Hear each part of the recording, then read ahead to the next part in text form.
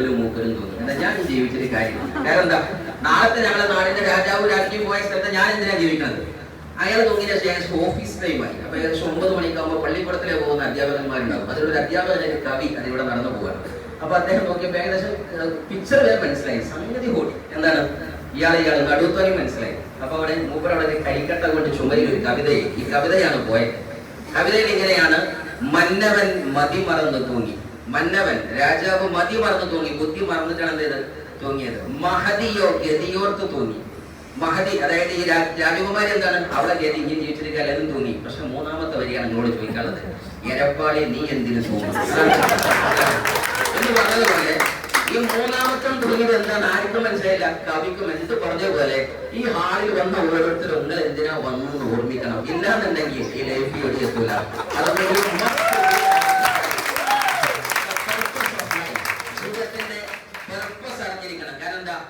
Y അറിഞ്ഞവൻക്ക് വഴി തെളിയൂ എന്ന് പറഞ്ഞാണ്. വൈ അറിഞ്ഞവൻക്ക് വഴി തെളിയൂ. വൈ എന്ന് പറയുന്നത് അർത്ഥം എന്തിന്, ഞാൻ എന്തിനാ ഈ ബിസിനസ് ചെയ്യുന്നത് തിരിച്ചറിഞ്ഞവർക്ക് താനെ വഴി തെളിഞ്ഞു വരുന്നുണ്ടാകും. അതാണ് ഈ ബിസിനസിന്റെ എന്താവും, അപ്ലൈ പറഞ്ഞതുകൊണ്ട് വന്ന് നീ എന്നെ വലിച്ചു കൊണ്ടുവന്നതുകൊണ്ടിരുന്നു, നിനക്ക് വേണ്ടി ഞാൻ കേട്ടു, അങ്ങനെയൊക്കെയാണ്. ആണോ അല്ലേ?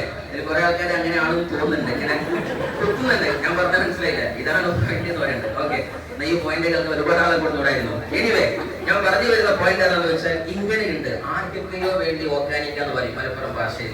അത് പരിപാടി ശരിയല്ല. നിങ്ങൾക്ക് വേണമോ, നിങ്ങളുടെ മൈൻഡ് കൺവിൻസ്ഡ് ആയ ഒരു കാര്യത്തിന് വേണ്ടി നിങ്ങൾ മുന്നോട്ട് വന്നാൽ നിങ്ങളെ തോൽപ്പിക്കാൻ ഈ ലോകത്ത് ഒരു ശക്തികൾ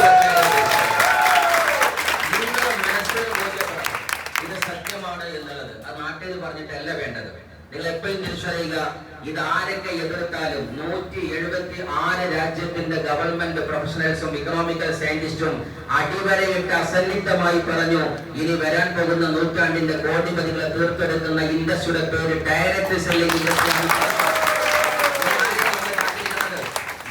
ഇക്കണോമിക് ഫോറം എന്ന് പറയുന്ന രാജ്യത്തിന്റെ നെക്സ്റ്റ് ലെവൽ എക്കണോമിക്കൽ റെവല്യൂഷൻ പറയുന്ന സയന്റിസ്റ്റുകളുടെ 35 സയന്റിസ്റ്റുകളുടെ ഇന്ത്യയുടെ സ്ഥാനം ഉറപ്പിച്ചു നിൽക്കുന്ന നീതി ആയോഗിന്റെ ചെയർമാനാകുന്ന മിസ്റ്റർ അമിതാഭ് കാന്ത് IAS പോലുള്ള പ്രൊഫസേഴ്സ് പറഞ്ഞു കഴിഞ്ഞു, India needs direct selling industry. ഇന്ത്യക്ക് ഈ ഇൻഡസ്ട്രി വേണ്ടതുണ്ട് എന്ന് മാത്രമല്ല, they are the economy drivers of this India.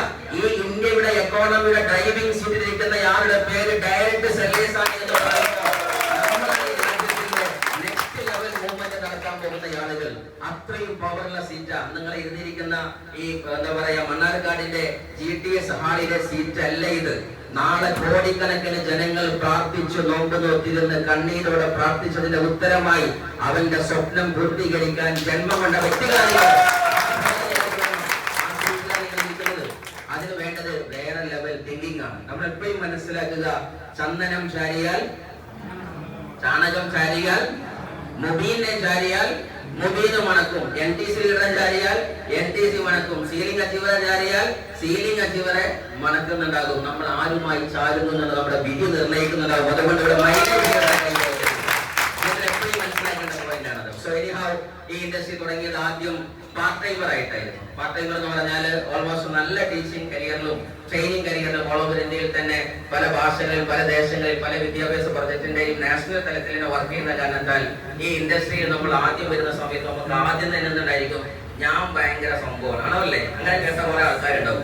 അതാണ് എടുത്ത് മാറ്റി വെച്ചാൽ ഈ ബിസിനസ് മനസ്സിലാവും. ആദ്യം എടുത്ത് എറിയേണ്ടത് നിങ്ങൾ ടീച്ചറോ ട്രെയിനറോ പ്രൊഫസറോ എന്ത് സാധനമാണെങ്കിലും അതൊരു മൂലകത്ത് വെക്കുക.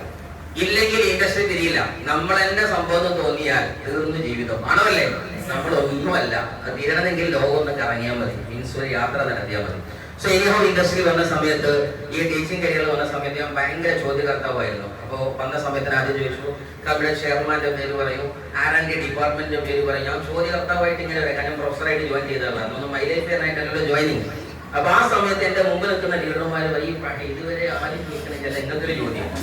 ബാക്കിയുള്ളവരൊക്കെ പ്രൊഡക്റ്റ് ഏതാണ്, വേസ്റ്റ് തേച്ചിട്ട് നമ്മൾ വെളുക്കോ ഇല്ലാതെ ചോദിക്കണത്. ഞാൻ ചോദിക്കണത് R&D ഡിപ്പാർട്ട്മെന്റ് ആരാണ്, സയന്റിഫിക് പാനൽ ആരാണ്, മറ്റേതാണ് മറിച്ചതാണ്. അപ്പൊ ആ സമയത്ത് കോളുകൾ ഇങ്ങനെ പോകാൻ തുടങ്ങി. അപ്പൊ എന്റെ ഹാളിലേക്ക് ഓരോ ലീഡർമാരെ കയറി വരാൻ തുടങ്ങി. എന്നെ ഇൻഡസ്ട്രി പരിചയപ്പെടുത്തിയ great leader mister Shuaib sir artist, അദ്ദേഹത്തിന്റെ വീട്ടിലാണ്. അദ്ദേഹം അദ്ദേഹം വിളിക്കുന്ന സമയത്തൊക്കെ ഞാൻ പറയും സാറേ വരാം നമ്മള് രാരാ പാട്ടുണ്ടല്ലോ നാളെ വരാം. ഇത് വല്ല കേൾക്കാൻ രസം എന്താണ്? ഈ മലയാളിക്ക് ഏറ്റവും രസമുള്ള ഒരു വാക്കുണ്ട്, നാളെ നമുക്ക് ഉഷാറാക്കാം അല്ലെ, നാളെ നമ്മൾ തുടങ്ങാം അല്ലെ, നാളെ നമുക്ക് ഉഷാറാക്കാം എന്ന് പറയുന്ന ആള് പറയുന്ന ഒരു സാഹിത്യം അതിൻ്റെ ഉള്ളിൽ. അതാണെന്നറിയോ എന്താണ്? അതിലൊരു സുഖസുന്ദരമായിട്ട് അവൻ പറയുന്ന ഒരു വാക്കുണ്ട്, നാളെ തുടങ്ങാന്ന് പറയാൻ ഞാൻ ഇന്ന് തുടങ്ങൂല എന്നാണ് അതിന്റെ അർത്ഥം, അല്ലാതെ നാളെ തുടങ്ങുന്നല്ല. അന്ന് വേറെ പറയാം, മനസ്സിലായോ? സോ മുങ്ങൽ വിദഗ്ധന്മാർ ഉപയോഗിക്കുന്ന വാക്കാണ് ഏത്? നാളെ നമുക്ക് ഉഷാറാക്കാൻ. പറഞ്ഞവനെ കണ്ട അപ്പം മനസ്സിലാവും ഈസ് എ ലാസി മാൻ, അയാളൊരു മുങ്ങൽ വിദഗ്ധനാണ്, തിരിച്ചറിയാം. ഓക്കെ, സോ വിജയിയുടെ ഡിക്ഷണറിയിൽ ഒറ്റ വാക്യമുള്ളൂ, ടുഡേ ഇറ്റ്സെൽഫ്.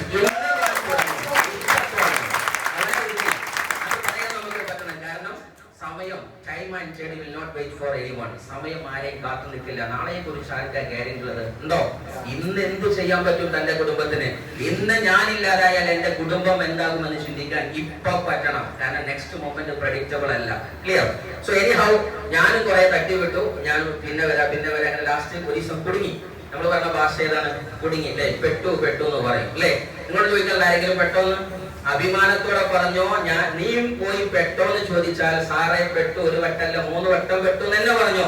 ആദ്യം ഞാൻ ഇഷ്ടപ്പെട്ടു, പിന്നെ ഞാൻ കഷ്ടപ്പെട്ടു, ഇപ്പൊ ഞാൻ രക്ഷപ്പെട്ടു.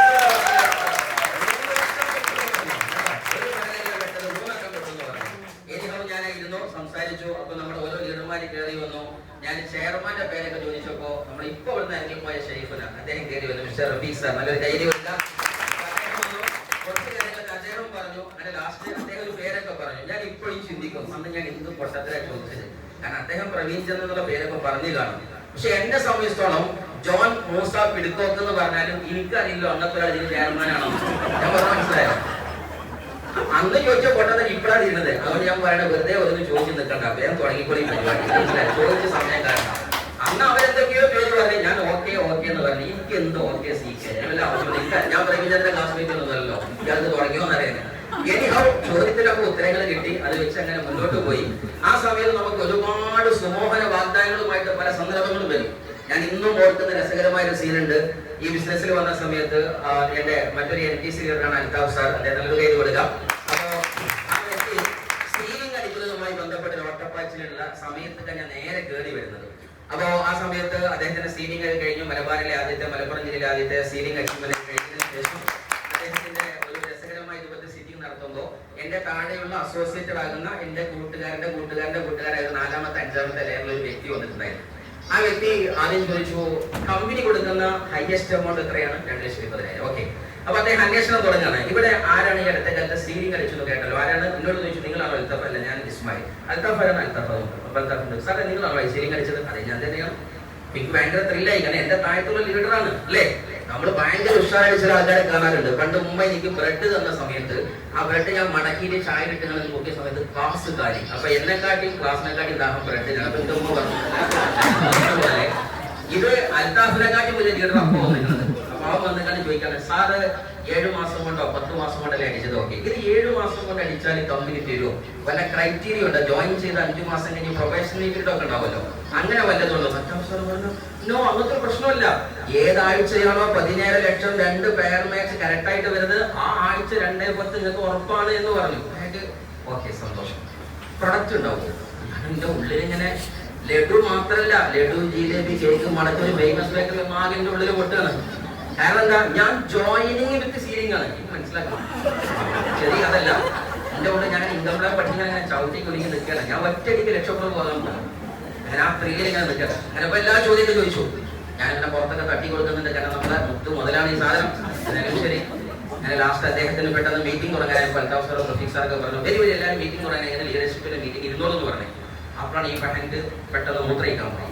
അപ്പോ ഇവിടെ ചോദിച്ചു, ഡോറെ കാണിച്ചോട് തുടങ്ങുന്നു. ഞാൻ ഡോറിന്റെ മുമ്പിൽ പോയിരുന്നു. അപ്പൊ Althaf sir, Ismail sir very ഞാൻ പറഞ്ഞു, ഇന്റെ 2010 മൂത്രയിക്കാണ് ഇന്റെ 2010 ഔത്തുന്നവർ, അത് ഞാൻ വരില്ല. ലാസ്റ്റ് മൂത്രയിക്കുന്നു. പിന്നെ തുപ്പാൻ പോകുമ്പോൾ ഞാൻ അവന്റെ ബാക്കിൽ പോകുന്നു. ഞാനെന്താ, ഇന്റെ 2010 തുപ്പലാണത്. ലാസ്റ്റ് റഫീഖ് സാർ അൽത്താഫ് സാർക്ക് മനസ്സിലായി, ഈ ഫഹൻ ജന്മത്തിൽ വരില്ല. കാരണം ഞാൻ ഇവനെ വിട്ടില്ല. അപ്ലൈനല്ല എനിക്ക് ആവശ്യം. ഇവിടെ ഇതൊക്കെ ഈ തിരിച്ചറിവില്ലായ്മയും പറഞ്ഞത്. എനിഹൗ ലാസ്റ്റ് അവര് ചോദിച്ചിന്റെ മൂലം കൊണ്ട് റഫീഖ് സാർ പറഞ്ഞു, ഞാൻ ഫഹന്റേക്ക് തന്നെ ജോയിനിങ്ങിനുള്ള 5000 കിട്ടുമെന്ന് നോക്കി, ബാക്കി പിന്നെ ഞാൻ കേൾക്കോ, ഞാൻ ട്രെയിനറാണ്. എനിക്ക് ഇപ്പോഴും മനസ്സിലായിട്ടില്ല. ഞാൻ ഇന്റർനാഷണൽ ട്രെയിനറാണ്. അങ്ങനെ കേൾക്കാൻ പാടുണ്ടോ? പറഞ്ഞത് 4ാം ക്ലാസ്സുള്ള ആൾക്കാർ ഒരു നിലക്ക് വാങ്ങിയിട്ടാൽ മതി.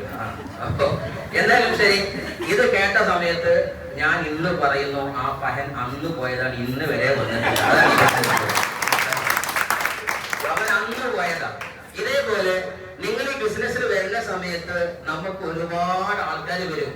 ആ ക്ലോസിംഗ് നടന്നിരുന്നെങ്കിൽ അല്ലെ, അപ്പോഴേക്കും നമ്മൾ പറയും നിങ്ങൾ 5 മിനിറ്റ് സാറ് വന്നിരുന്നെങ്കിൽ ഉറപ്പായിട്ടും എനിക്ക് ലീഡറെ കിട്ടിയിരുന്നു, ആണോ അല്ലേ? ഒന്നുറക്കെ കരഞ്ഞിരുന്നെങ്കിൽ ഞാൻ അറിയുമായിരുന്നു. ഒരുപാട് ആൾക്കാരുണ്ടാവും, ആണോ അല്ലേ? അങ്ങനത്തെ ഒരു സാധനവും ഇല്ല.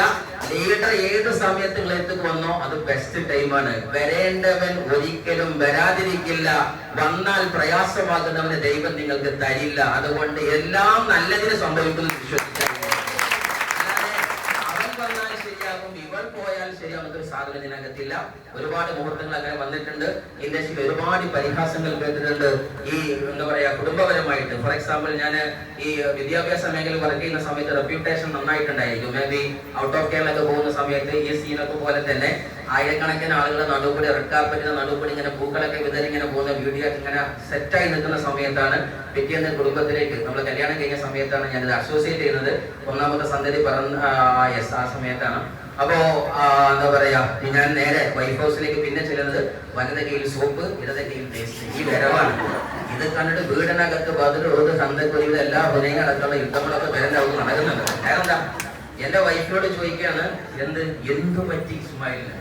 കാരണം അതുവരെ മരുമകൻ ആരാണ്? ഇന്റർനാഷണൽ ഐക്കണാണ്. പിന്നെ കാണുന്ന സൂപ്പർ കച്ചവടക്കാരനാണ്. അത് വലിയ പ്രശ്നമായി. ലാസ്റ്റ് വൈഫിന് ഇംപീച്ച്മെന്റ് കുസ്റ്റൻ വരെ നടത്താൻ വേണ്ടി തറവാടൊക്കെ ഒരുമിച്ചുകൂടി പലതും ചോദിച്ചു. 31 വരെ പറഞ്ഞുള്ളൂ. ഈ ചോദ്യം ഫുള്ള് മൂപ്പരോട് ചോദിച്ചുകൂടി ചുട്ട മറുപടി തരാം. മൂപ്പർക്ക് പറ്റും. മൂപ്പരോട് പറയും മൈ ലൈഫിന്റെ കാര്യങ്ങൾ. മൂപ്പർക്ക് വിശ്വാസം ഉണ്ടെങ്കിൽ അതിന്റെ അറ്റം കണ്ടേ അറ്റം നിർത്തും. അത് ഏത് ജീവിതത്തിൽ നമ്മൾ എടുക്കേണ്ട തീരുമാനമാണ്.